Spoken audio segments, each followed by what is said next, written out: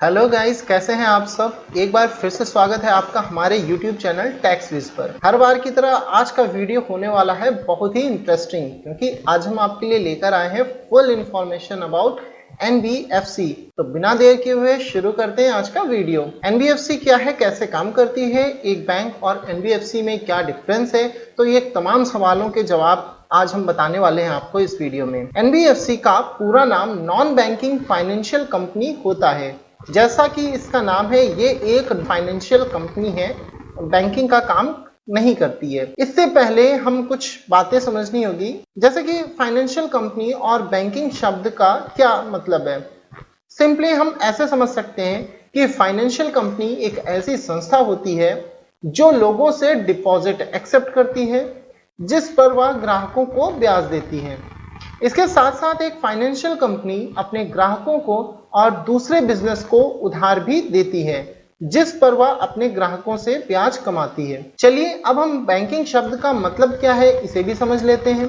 तो दोस्तों, बैंकिंग का मतलब होता है वो सारे काम जो एक बैंक करती है। बैंक भी एक प्रकार की फाइनेंशियल इंस्टीट्यूशन ही होता है जो अपने ग्राहकों से डिपॉजिट एक्सेप्ट करता है और उस पर वह अपने ग्राहकों को इंटरेस्ट देता है, लोगों को और दूसरे बिजनेस को उधार देता है। अगर हम NBFC की बात करें तो NBFC में डिमांड डिपॉजिट एक्सेप्ट नहीं करता। मतलब डिमांड डिपॉजिट का मतलब क्या होता है, यहाँ ग्राहक बिना किसी पूर्व सूचना के अपना पैसा निकाल सकता है, जैसा कि बैंक में सेविंग अकाउंट, करंट अकाउंट पे किया जाता है कि ग्राहक कभी भी अपना पैसा निकाल सकता है और उसे पैसे निकालने पर कोई पेनाल्टी नहीं भरनी पड़ती। लेकिन दूसरी ओर NBFC में ऐसा नहीं होता है। यहाँ पर NBFC में किसी न किसी इन्वेस्टमेंट प्लान के माध्यम से ही पैसा डिपॉजिट किया जा सकता है, जो प्लान के मैच्योर होने पर ही निकाला जा सकता है। यदि आप मैच्योरिटी से पहले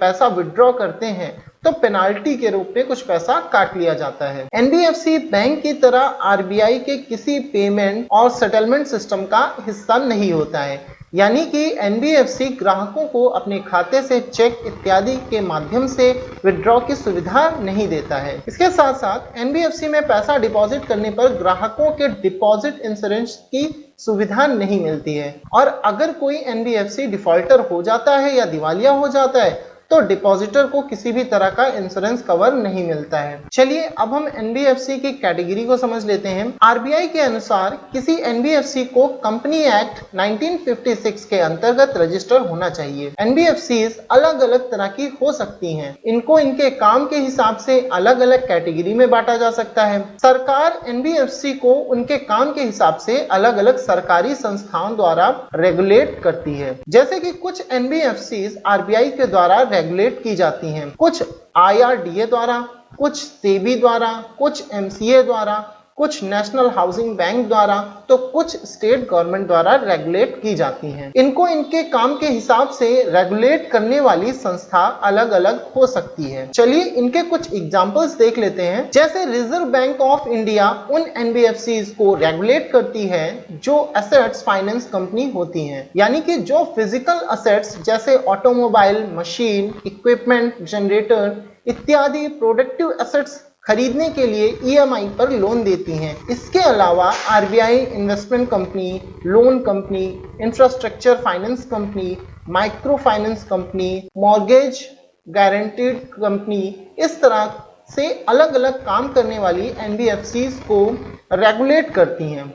अब दूसरी ओर ऐसी NBFCs जो हाउसिंग फाइनेंस के क्षेत्र में काम करती हैं, जैसे LIC housing finance limited, India bulls finance limited, इनका regulation, supervision, surveillance and enforcement का काम नेशनल हाउसिंग बैंक द्वारा किया जाता है। इसी प्रकार शेयर बाजार या कैपिटल मार्केट से जुड़े जो NBFCs हैं, जैसे merchant banking company, venture capital broking company इत्यादि, इनका रेगुलेशन SEBI द्वारा किया जाता है, यानी security and exchange board of India द्वारा किया जाता है। इंश्योरेंस बिजनेस से संबंधित NBFCs का रेगुलेशन IRDA यानी कि insurance regulatory and development authority द्वारा किया जाता है।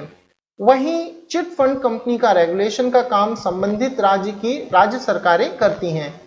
इसी तरह निधि कंपनीज म्यूचुअल बेनिफिट्स कंपनीज, इन सब का रेगुलेशन MCA करता है, यानी मिनिस्ट्री ऑफ कॉर्पोरेट ऑफिस करता है। दोस्तों, इस तरह से अलग अलग NBFCs अलग अलग सरकारी प्राधिकारी या अथॉरिटी द्वारा अलग अलग कानूनों के तहत रेगुलेट की जाती हैं। लेकिन इन सब में एक चीज कॉमन है, किसी भी NBFCs को, चाहे वो किसी भी श्रेणी में ही क्यों ना हो काम करती हो, उन्हें कंपनी एक्ट 1956 के तहत सबसे पहले रजिस्टर होना पड़ता है। इसके बाद ही वो अपने कामों की प्रकृति के आधार पर संबंधित रेगुलेटरी संस्था रजिस्टर्ड हो सकती है। दोस्तों, ये थी NBFC से रिलेटेड कुछ महत्वपूर्ण जानकारियां। अगर आपके मन में इससे रिलेटेड और भी कोई क्वेरी हो तो आप हमें कमेंट बॉक्स में जाकर जरूर बताएं। वीडियो पर बने रहने के लिए आपका बहुत बहुत शुक्रिया दोस्तों। तो मिलते हैं किसी और टॉपिक के साथ किसी और वीडियो पर। तब तक के लिए बाय बाय, टेक केयर।